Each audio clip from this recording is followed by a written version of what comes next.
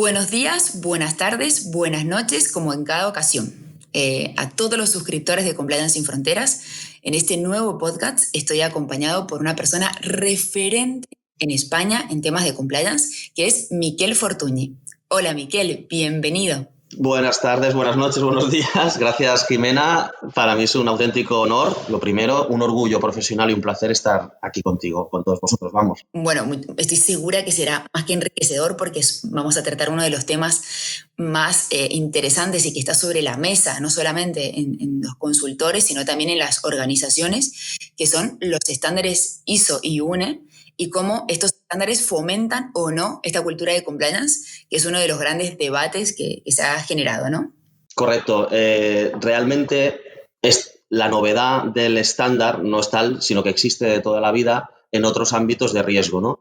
Y la importancia, pues bueno, vamos a verla a lo largo del podcast, está siendo bastante relevante como instrumento de gestión de esos riesgos penales. Bueno, antes que nada les voy a presentar a Miquel para que lo conozcan, lo sigan, sigan a su bufet que es muy activo, es muy innovador. Miquel es socio director de Fortuny Legal, una boutique altamente especializada en corporate compliance y defensa penal corporativa, incluida dentro del directorio internacional Legal 500, Best Lawyer 2020, profesor colaborador de corporate compliance en varias universidades, como la Universidad Pompeu Fabra, en el máster de Derecho Penal Económico y Compliance, la Universidad Complutense de Madrid en el máster para el diploma de Compliance Officer, la Universidad Carlos III de Madrid en el doble título Máster Asesoría Jurídica de Empresas y especialista en Derecho Corporativo y Control de Riesgos Legales de la empresa. Es abogado penalista, especialista en delitos económicos corporativos y compliance con más de 20 años de ejercicio profesional, dentro de los cuales ha dirigido y desarrollado diversos proyectos de corporate compliance, así como ha asumido la defensa penal corporativa de empresas y directivos ante los tribunales. Felicitaciones, Miquel, por esta tremenda experiencia que tienes detrás, ¿no? Pues no sé si veo mis canas reflejadas en esa experiencia, porque me acabo de dar cuenta que con mi edad biológica y los años que me dedico a esto, la mitad de mi edad biológica ya la he dedicado al derecho. O sea que sí que es verdad que da un poco de vértigo el verte mayor, sin duda alguna. Bueno, lo importante es que los años han sido más que productivos porque has forjado una carrera y una experiencia muy, muy importante. Así que en ese sentido es muy importante que seas una persona tan requerida y tan querida en el ámbito, ¿no? Muchísimas gracias. De verdad que se agradece porque horas le metemos, le echamos muchas horas a esto. O sea que te agradezco el comentario y nada, lo que hacemos es disfrutar del día a día. Eso es la clave para todos. Totalmente. Miquel, cuéntanos, ¿cómo fueron tus inicios? ¿Cómo descubriste compliance? Bueno, realmente yo lo descubrí ejerciendo penal económico. Es decir, ya en el año 2004, lo que pasa es que pasó un poco desapercibido.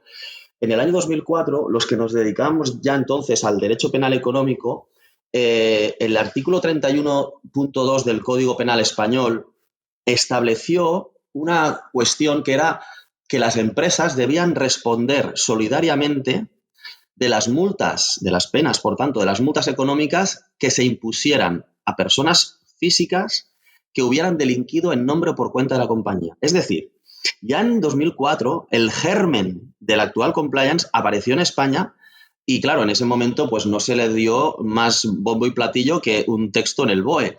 Pero fijaros que las empresas ya respondían de las penas, de la pena de multa de manera solidaria en cuanto a delitos en general, todos cometidos por personas físicas en nombre y por cuenta de la compañía. Claro, ahí empezamos a ver los penalistas que las empresas, algunas de ellas, se estaban preocupando cuando veían delitos de corte económico y también fue mi primera implicación. Yo siempre me ha gustado muchísimo ejercer derecho penal, pero también me ha gustado mucho el derecho mercantil. De ahí que a partir de, sobre todo, 2010, cuando se reforma el Código Penal y por fin ya establece una responsabilidad propia de la persona jurídica, bueno, ya no voy a entrar en debates de si vicaría o no en ese momento, pero cuando se reforma el Código Penal en 2010, ahí, empieza la andadura. Yo ya estaba bastante en el ámbito del penal económico. Sí que es verdad que en esa época, pues, ciertamente solo las empresas del IBEX se dedicaban prácticamente o cotizadas a veías algún elemento de modelo de prevención, pero como no era obligatorio o al menos no era eximente, pues no, tampoco veías mucho recorrido. Las imputaciones tampoco eran muy relevantes y sí que fue en 2015. Pasa que yo me enganché muy rápido al trámite parlamentario. En 2013 sale el proyecto de reforma del Código Penal del compliance, para entendernos, y ya en el 2013 me engancho al debate parlamentario. Entonces estudio muy profundamente la reforma, siguiendo el debate parlamentario, cómo entra en el Congreso, las enmiendas, el Senado y demás, hasta que sale en 2015, el 30 de marzo, la reforma propiamente. Y por eso, cuando ya sale la reforma, ya estoy muy estudiado en el tema, porque realmente llevo desde el 2004, pero en el 10 en el tema del compliance, pero específicamente ya con todo ese debate parlamentario. Ahí es donde me topo realmente y con el actual compliance como lo conocemos, y a partir de 2015 empiezan a generarse esos proyectos de consultoría preventiva, penal, y hasta hoy, así, hemos llevado muchísimos proyectos, la verdad, de muchos sectores diferentes, y aprendemos mucho, porque al final yo pienso que actualmente quien te diga que es un expertísimo en compliance, yo creo que magnifica un poco el asunto, porque esto es un tema que se está generando día a día, con lo cual pienso que hay que saber hacer compliance, pero que tampoco es un tema que esté, bueno, son sus principios, aunque llevemos 5 años en España, 10 si contamos desde 2010, estamos en fases muy embrionarias aún, ¿eh? Y ese fue mi inicio, sinceramente. Y una de las palabras que más has repetido es cultura, ¿no? Miquel, en tu opinión, la cultura de compliance suele abordarse como conjunto de buenas prácticas que se intenta inculcar a la plantilla de trabajadores, cargos medios y base cuya capacidad directiva es per se menor, ¿no? Pero, ¿cuál es tu visión en relación a la cultura de compliance puede introducir de forma vinculante en la esfera de la alta dirección cuando esta es la más proclive a conductas de legalidad dudosa, como sobornos y pagos de facilitación o alteraciones de los estados contables, etcétera? Sí, realmente es interesante la pregunta, porque parte del éxito y del fracaso de un sistema de compliance está en el tone from the middle o at the middle. Quiero decir, en la alta dirección y sobre todo en el órgano de administración. Entonces, el problema que vemos para fomentar la cultura de compliance, yo lo definiría en una parte estructural y otra parte más operativa del día a día. En la parte estructural, la dificultad principalmente es sobre todo de que el Consejo de Administración, que recordemos es el máximo garante de un compliance, aparte del Compliance Officer, que es un delegado del Consejo de Administración, el órgano de administración tiene que asegurar de que realmente existen recursos necesarios para que la función de compliance tenga estatus, autoridad y liderazgo. ¿Qué quiero decir? Que si realmente el compliance officer no deja de ser un árbitro de fútbol, es una metáfora, a ese árbitro le tienes que dar un silbato, no se lo tienes que quitar, le tienes que dar unos zapatos para poder correr el campo y no le tienes que bajar los pantalones cuando ridiculizarlo de alguna manera. ¿Qué pasa? Que si no se dota de esa autoridad, ese liderazgo a la función de compliance, difícilmente va a poder transmitir una cultura. ¿De acuerdo? ¿Por qué? Porque es una cadena de transmisión. Si al final el motor no tira a la cadena de transmisión, esa cultura que viene de arriba, si ridiculizamos o no dotamos de esa fuerza a la función de compliance, ya puedes ir predicando en el desierto, ya puedes hacer las formaciones espectaculares que difícilmente vas a conseguir que esa cultura se impregne, porque el que la tiene que fomentar, los que la tienen que fomentar, no se la creen. Entonces, ahí tenemos aspectos como el paper compliance, tenemos aspectos como el fake compliance, cualquier situación que en realidad no aporta nada a la cultura de la alta dirección, que es la que puede y debe velar más por el compliance porque es el negocio, ¿no?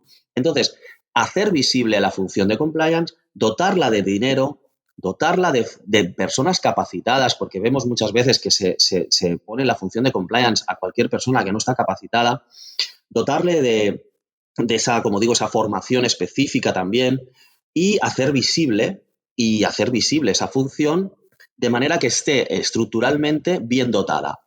Esa independencia, esa autonomía, dará el liderazgo y la autoridad suficiente para exigir y velar, porque así se haga, a toda esa capa de alta dirección que verán en esa función de compliance realmente un órgano de administración, entre comillas, delegado y con potencia como para poder, difundir esa cultura y que no sea ninguneada. Entonces, la implicación de los directivos es clave, pero para ello tienen que ver en el compliance una cuestión no de papel, sino una cuestión importante. Tan es así que pueden ser sancionados ellos mismos como altos directivos. Eso sería un poco a nivel estructural. ¿Qué vemos a nivel operativo?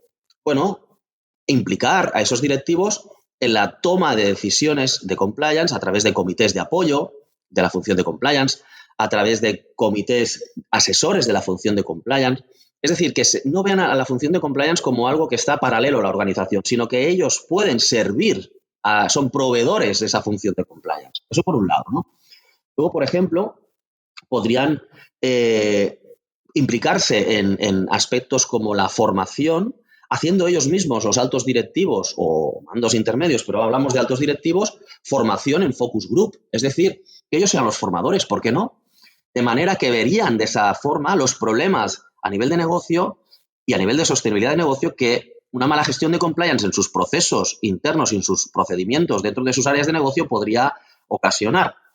También, lógicamente, podemos hacer talleres, la función de compliance, donde estén presentes los altos directivos y se expliquen lecciones aprendidas. ¿Y por qué no se pueden explicar sanciones que ha habido dentro de la organización, explicando las causas de esas sanciones, los razonamientos, el porqué y las consecuencias? Y, por tanto, esos talleres que sirvan para implicar también a esa alta dirección. Luego también podemos hacer, por ejemplo, hacer la formación divertida, gamificada, congresos de compliance donde estén los altos directivos dando charlas, donde haya actores de comedia para poder, digo de comedia porque al final los chistes es lo que hace que la gente se relaje y compliance es una cosa no es relax, es una cosa estresante para mucha gente. Es decir, tienen cantidad de elementos para poder hacer implicación de esa alta dirección. Y, por último, a nivel operativo, lógicamente a nadie se le escapa, empezar a ver empresas donde la bonificación por cumplimiento normativo forme parte de la política de bonificaciones y por tanto, de retribuciones de toda la capa directiva. Muchas veces, y acabo, los directivos no ven el compliance como algo de negocio, ven el compliance como algo que coarta. Por tanto, esa implicación, para mí, esa cultura, fomentar esa cultura, vendría desde esa parte estructural y esa parte operativa. Es el gran reto que tiene la alta dirección o el compliance officer para lograr de la alta dirección, ¿no? Y en relación a los estándares internacionales, una de las grandes preguntas que quiero hacerte es ¿cómo define la cultura de compliance la propia normativa ISO o la UNE? ¿Y de qué manera los estándares internacionales nos ayudan a generar esta cultura de compliance en la organización, ¿no? Es decir, ¿afecta también a las actividades que subcontrate la empresa a terceros? ¿Se aplica esta cultura de compliance también a terceros? ¿Cuál es el rol que tienen estos estándares más allá de las pautas o guías que nos puedan generar para implantar esta cultura de compliance? Efectivamente, la cultura de compliance en los estándares ISO, UNE o, en este caso, cualquier estándar normativo, pero básicamente en la ISO y en la UNE lo que se establece es que es un conjunto de valores, de creencias de la organización en materia de cumplimiento y que te establecen que esas creencias y esos valores y principios se cristalizan o se materializan en la toma de decisiones y las actuaciones de sus miembros. Es una manera de hacer, ¿de acuerdo? Es una manera de actuar. Como cualquier cultura, la manera de actuar es en base a unos valores y principios muy arraigados, ¿no? Como digo. Entonces, la cultura de compliance en las normas ISO es un elemento de apoyo más. Lo que pasa que sirve de mucho en un estándar normativo, un estándar normativo, porque te da una serie de parámetros, de hitos, de requisitos, una manera de hacer las cosas que difícilmente, o sea, que te ayuda a vertebrar esa cultura. Es decir, te dice, pues hay que tener un liderazgo, hay que dotar de unas funciones y recursos a la función de compliance, hay que dar formación, concienciación, hay que sancionar los incumplimientos, hay que establecer control operacional, hay que hacer el ciclo de Deming PDCA. O sea, te pone tantos deberes que al final te conviertes en un buen estudiante.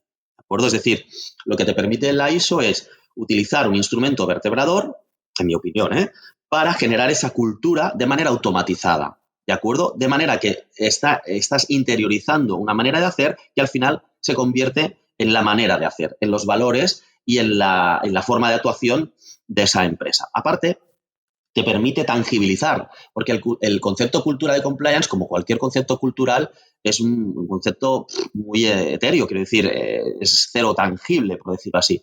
Entonces, hacer los deberes de esta manera te convierte en un estudiante con una cultura del esfuerzo y del estudio, por tanto, la puedes tangibilizar.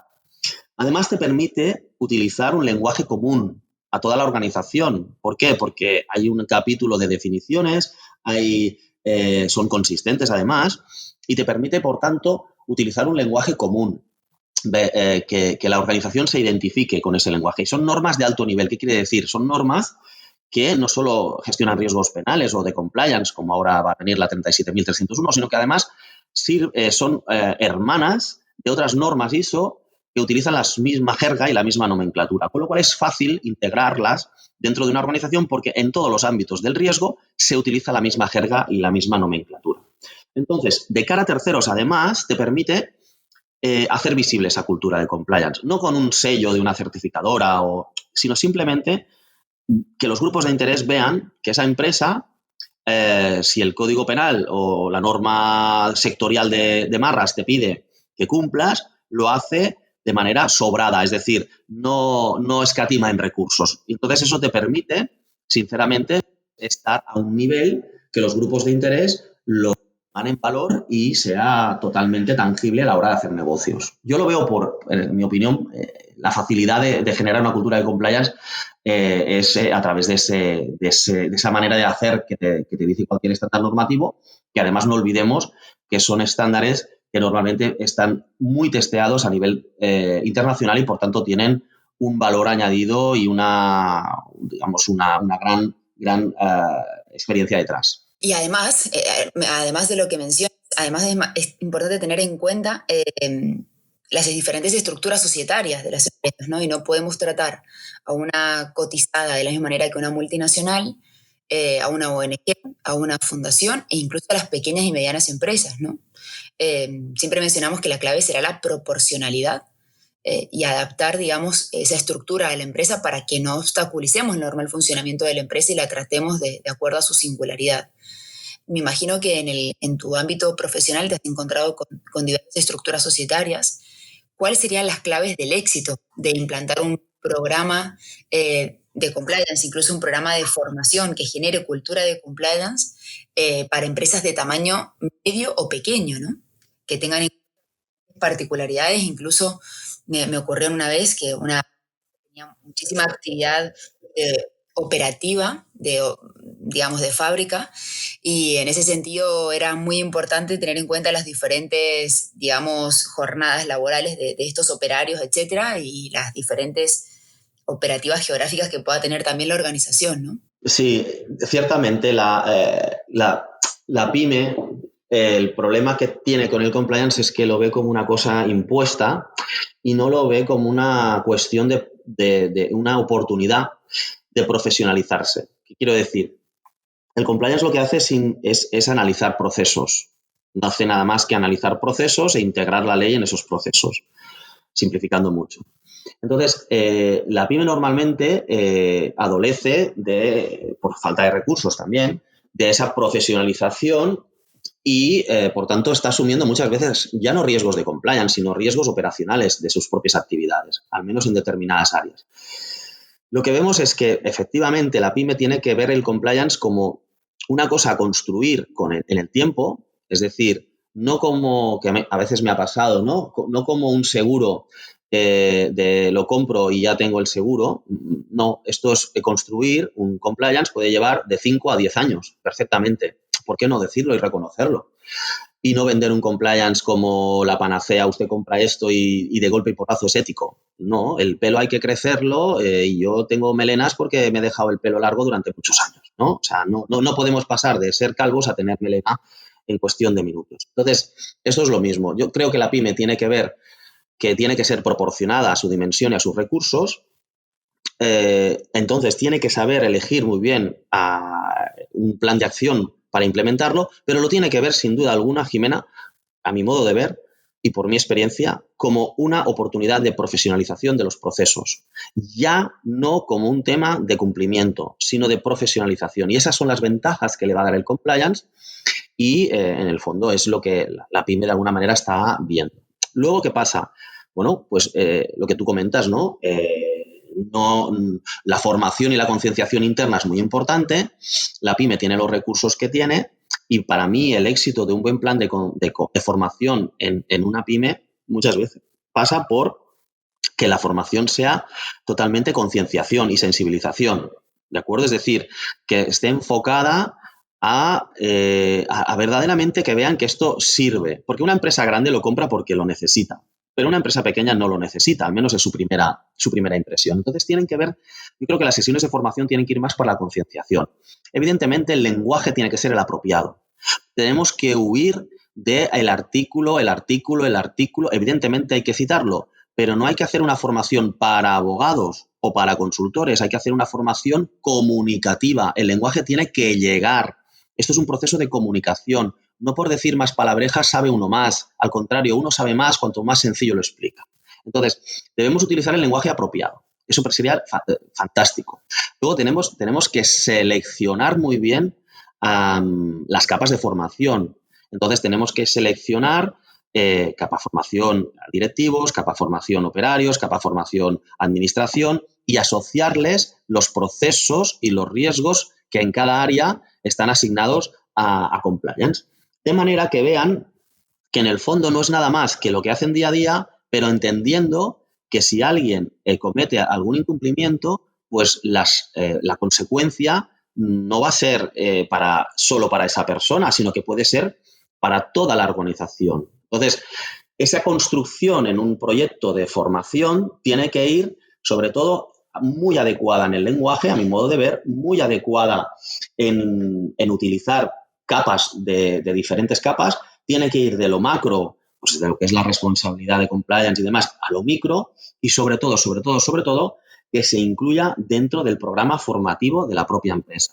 Que se vea que no es una cosa, una alienígena, sino que forma parte del propio programa de formación, que tiene muchas patas, pues tiene una pata más que es compliance y hay que incluirla. Y básicamente yo creo que la pyme lo que está intentando es adaptarse en proporción. Pensemos que todos los estándares, todos establecen, a nivel de compliance me refiero, que cada compliance deberá ser desarrollado en base a la proporcionalidad y a la razonabilidad. Por tanto, en base a la dimensión de cada una de las empresas. Sí, y una de las palabras que has mencionado es entorno, ¿no? Tenemos que adaptarnos al entorno, adaptarnos a la estructura, pero sobre todo en estos momentos en los que estamos viviendo pandemia, la cultura de compliance es la misma, es prioridad de las empresas o no, ¿no? Y por poner algunos ejemplos, las compañías pueden mejorar sus procesos teniendo en cuenta el compliance como eje de actuación y crecimiento sostenible a largo plazo, pero también una vía para llevar adelante una gestión de riesgos vinculados a posibles alteraciones de los estados contables, riesgos en las contrataciones, gestión de los recursos humanos, cláusulas contractuales y relaciones con terceras partes. En este sentido, ¿tú crees que la generación de cultura en tiempos de COVID es prioridad en las empresas? ¿Ha pasado a un segundo plano? ¿Cuál es la visión en este sentido? Yo pienso que en tiempos de COVID el compliance tiene... A ver, todo el mundo se ha quedado como congelado, ¿de acuerdo? Entonces, se ha quedado congelado todas las áreas y, por tanto, también el compliance. Congelado en el sentido de, hombre, que te venga una pandemia de la noche a la mañana, pues evidentemente las empresas lo primero han activado los Business Continuity Plan y lo que quieren es no cerrar puertas. Por tanto, todo está alineado al no cerrar puertas, ¿de acuerdo? Ahora bien, ya vamos viendo una activación otra vez de las funciones de compliance derivadas ya de la nueva realidad. Quiero decir, ha pasado un tsunami, estamos en el tsunami, pero ya ha pasado, yo creo, lo peor a nivel del primer impacto que recibimos, que fue dantesco, un confinamiento total, y ahora estamos viendo un poco ya el barro, ¿vale? Y en ese barro estamos viendo ya las medidas a adoptar y las medidas a nivel de compliance correctivas. Entonces, y los nuevos escenarios sobre todo. Es decir, el compliance en el COVID está despertando cuando están despertando la nueva realidad. Y entonces, no, a mi modo de ver, el compliance sigue siendo el mismo. Los riesgos están igual. Lo que cambia es el marco del riesgo, el escenario del riesgo derivado de la nueva realidad. Por ejemplo, a nivel sobre todo de teletrabajo, es importantísimo el riesgo derivado o los escenarios de riesgo derivados del teletrabajo, desde ciberseguridad, desde protección de datos, desde control del trabajo y, por tanto, generación de evidencias de ese trabajo, el uso de las nuevas tecnologías en general y, en España al menos, la nueva regulación del teletrabajo. ¿Qué quiero decir? El riesgo de infringir los derechos de protección de datos, los derechos de los trabajadores y los derechos a nivel de la información confidencial de terceros y de nuestra empresa siempre están, pero cambia la manera de gestionarlos. Y eso significa que debemos, de esos lodos, de esos barros, tenemos que ver cómo enfocamos y revisamos los procedimientos de nuevo, ¿de acuerdo? Y ahora empieza a despertar la función de compliance, porque los procesos, muchos de ellos, ya están obsoletos. Y esa es la nueva realidad a nivel de compliance. Más cosas que pueden haber en esa nueva realidad. Todo el proceso de contratación y selección de proveedores. Hay que revisar esos procesos internos de homologación, selección y control de la calidad. ¿Por qué? Porque, lógicamente, con la pandemia, el tema de solvencia financiera de nuestros proveedores puede verse totalmente maniatado, perjudicado o ha ido a peor. Con lo cual, hay que tener muy con cuidado ese nivel de solvencia financiera que no nos afecte y que no nos arrastre con esos proveedores o nuevos proveedores que se crean fruto de que han cerrado empresas, se crean nuevas empresas y no tienen solvencia técnica tampoco o no tienen tanta solvencia financiera. Procesos de revisión contractual, también esa nueva realidad sobrevenida genera unas modificaciones a nivel de contratación que hay que asumir y que hay que hacer. Procesos digitales, ¿qué está pasando? Entra los softwares, los clouds, las plataformas para generar reuniones. Fijaros, la digitalización de las empresas derivadas del teletrabajo. ¿Eso qué significa? El problema de generar en un entorno laboral, en un ecosistema digital. ¿Cómo generamos las evidencias de compliance para poder demostrar que estamos cumpliendo?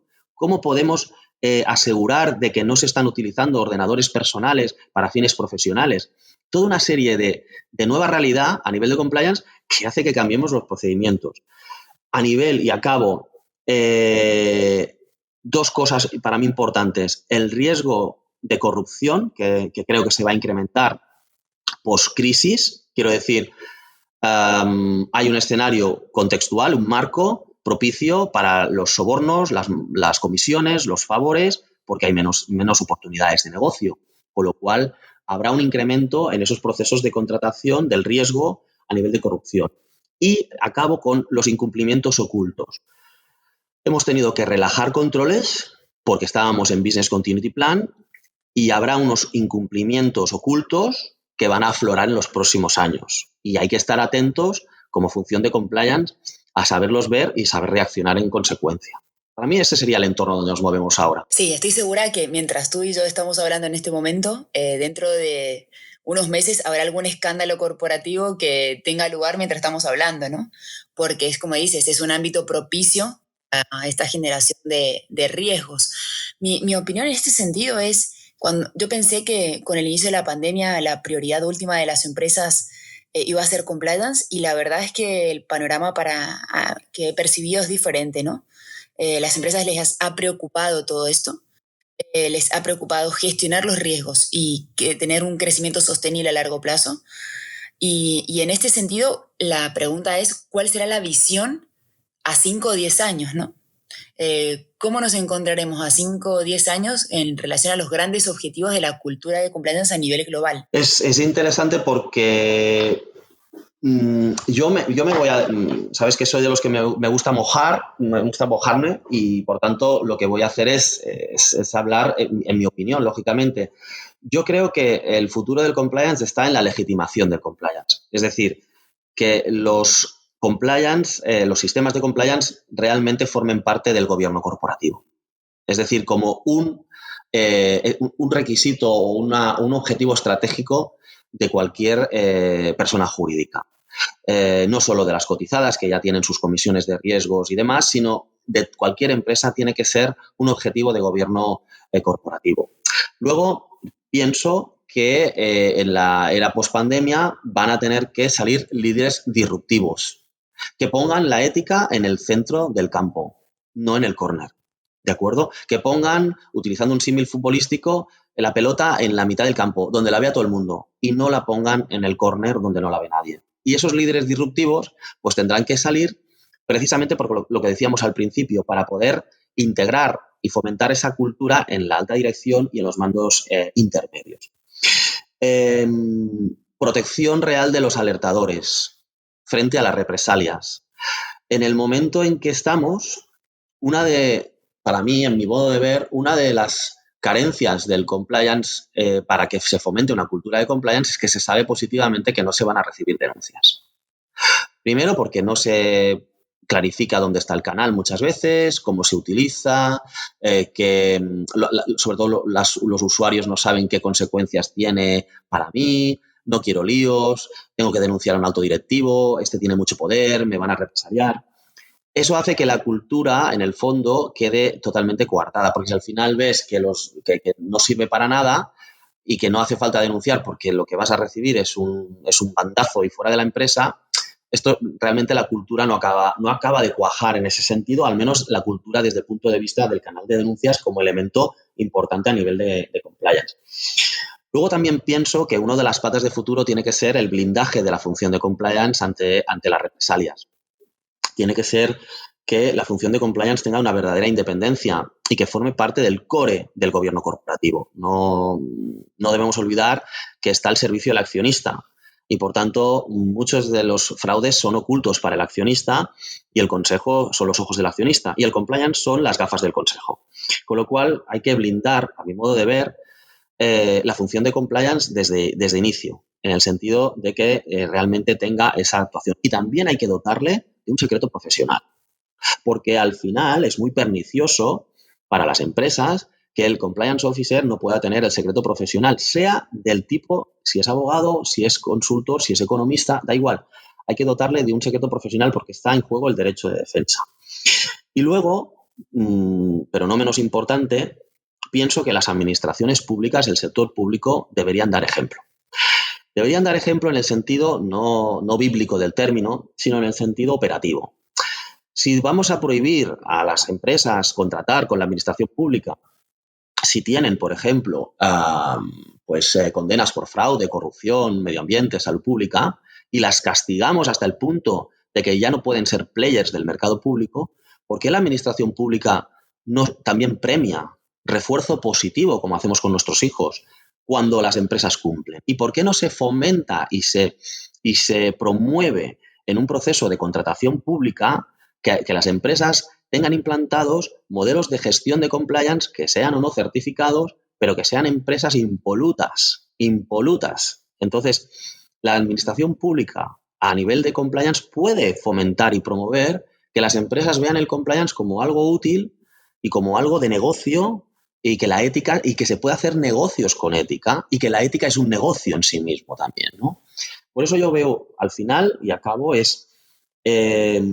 muchos frentes abiertos, pero yo me quedaría con la existencia de líderes disruptivos que realmente crean en que el compliance, el cumplimiento normativo y la ética son realmente una forma de gobierno corporativo, y segundo, que las funciones de compliance pues tengan la independencia y, sobre todo, el blindaje necesario para poder rehacer su función y apoyar al consejo, a esos líderes, en ese camino, que no va a ser fácil, lógicamente. Y es un poco como lo veo, ¿eh? Efectivamente, creo que tenemos mucho trabajo por delante, que en mi opinión mucho se ha avanzado hasta entonces, en estos 5 años que podríamos considerar que es lo más fuerte que ha tenido desarrollo aquí en España. En Latinoamérica, las últimas 5 años muchas reformas en este sentido, pero creo que tenemos un camino muy interesante por recorrer. Es muy importante formarse y prepararse para ello. Y sobre todo, como dices, el liderazgo será clave, ¿no? Para generar programas de compliance robustos y que sean realmente eficaces, ¿no? A la hora de gestionar riesgos e implantar cultura de compliance, ¿no? Totalmente de acuerdo, pero queda tiempo, o sea, quedan cosas por hacer. Y supongo que también, me he olvidado, vamos a ver castigos ejemplares, ¿eh? En los próximos tiempos. Yo creo que sí. Sabe mal decirlo así, pero la letra con sangre entra. Eso es así. En este momento, ¿eh? Lógicamente esperemos que nuestros nietos ya no lo tengan que hacer con las letras con sangre entra, pero vamos a ver, yo creo, castigos ejemplares. Ha sido un verdadero placer escucharte. Muchísimas gracias por tu tiempo, por tu dedicación, por todo lo que nos has trasladado. Ha sido muy enriquecedor. Ojalá podamos contar contigo en otras ocasiones y desde ya muchísimas gracias por sumarte a la comunidad de Compliance Sin Fronteras. No, al contrario, gracias a vosotros, Jimena, por la iniciativa de montar Compliance Sin Fronteras, por la invitación y que me habéis tratado fenomenal y para mí ha sido un placer y cuando queráis, aquí estaré lo que necesitéis para poder dar mi opinión y a ver si entre todos podemos ir avanzando en este mundo del compliance. Muchísimas gracias, ¿eh? Muchas gracias a ti, Miguel. Un fuertísimo abrazo.